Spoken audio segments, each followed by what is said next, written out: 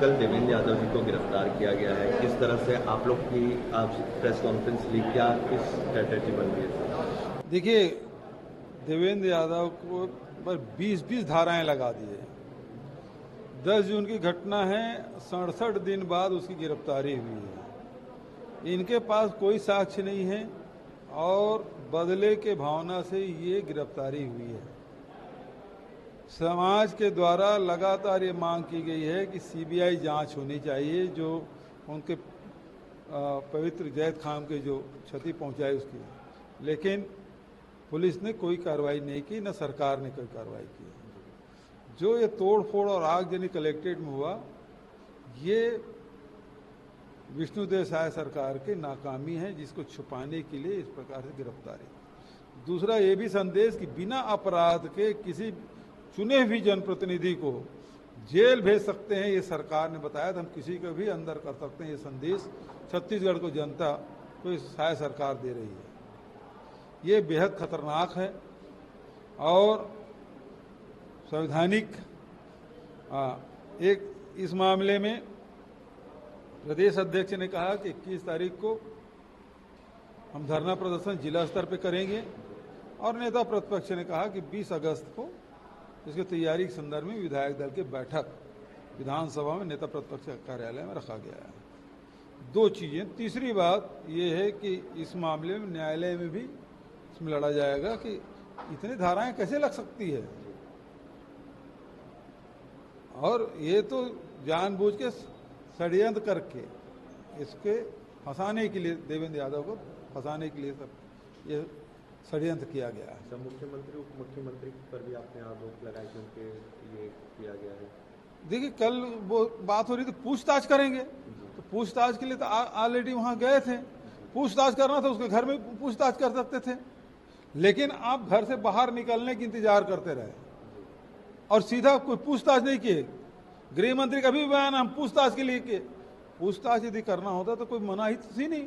आप तो गिरफ्तार किए और सीधा जेल में डाल दिए, पूछताछ तो किया नहीं आपने।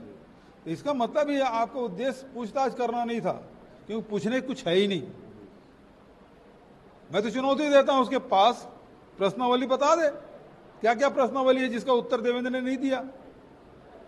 तो आपके पास कोई प्रश्न है ही नहीं, आपको गिरफ्तार करना था, टेरर क्रिएट करना है। कल देवेंद्र यादव जी को गिरफ्तार किया गया है, किस तरह से आप लोग की आज प्रेस कॉन्फ्रेंस ली, क्या किस स्ट्रेटेजी बन रही है? देखिए, देवेंद्र यादव को पर 20 धाराएं लगा दी है। 10 जून की घटना है, 67 दिन बाद उसकी गिरफ्तारी हुई है। इनके पास कोई साक्ष्य नहीं है और बदले के भावना से ये गिरफ्तारी हुई है। समाज के द्वारा लगातार ये मांग की गई है कि सीबीआई जांच होनी चाहिए, जो उनके पवित्र जैद खान के जो क्षति पहुंचाई उसकी, लेकिन पुलिस ने कोई कार्रवाई नहीं की, न सरकार ने कोई कार्रवाई की। जो ये तोड़फोड़ और आगजनी कलेक्ट्रेट में हुआ, ये विष्णुदेव साय सरकार की नाकामी है, जिसको छुपाने के लिए इस प्रकार से गिरफ्तारी। दूसरा ये भी संदेश कि बिना अपराध के किसी चुने हुए जनप्रतिनिधि को जेल भेज सकते हैं, ये सरकार ने बताया था। हम किसी को भी अंदर कर सकते हैं, ये संदेश छत्तीसगढ़ को जनता को साय सरकार दे रही है।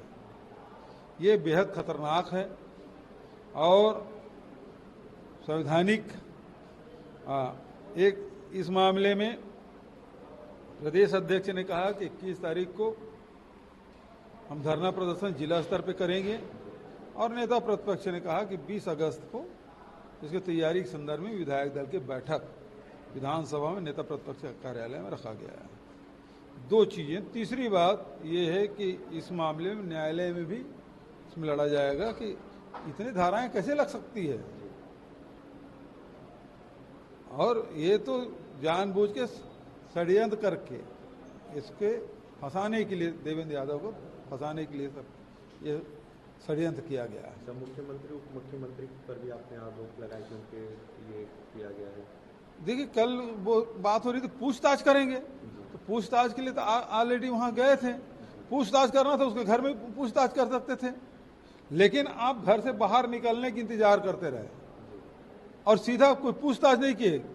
गृह मंत्री का भी बयान हम पूछताछ के लिए किए। पूछताछ यदि करना होता तो कोई मना ही थी नहीं। आप तो गिरफ्तार किए और सीधा जेल में डाल दिए, पूछताछ तो किया नहीं आपने। तो इसका मतलब ये आपका उद्देश्य पूछताछ करना नहीं था, क्योंकि पूछने कुछ है ही नहीं। मैं तो चुनौती देता हूं, उसके पास प्रश्नावली बता दे, क्या क्या प्रश्नावली है जिसका उत्तर देवेंद्र ने नहीं दिया। तो आपके पास कोई प्रश्न है ही नहीं, आपको गिरफ्तार करना था, टेरर क्रिएट करना है, ये उसका उद्देश्य। न्यूज नेशन अब व्हाट्सएप पर खबरों के ताजा अपडेट के लिए न्यूज नेशन के इस QR कोड को स्कैन करें।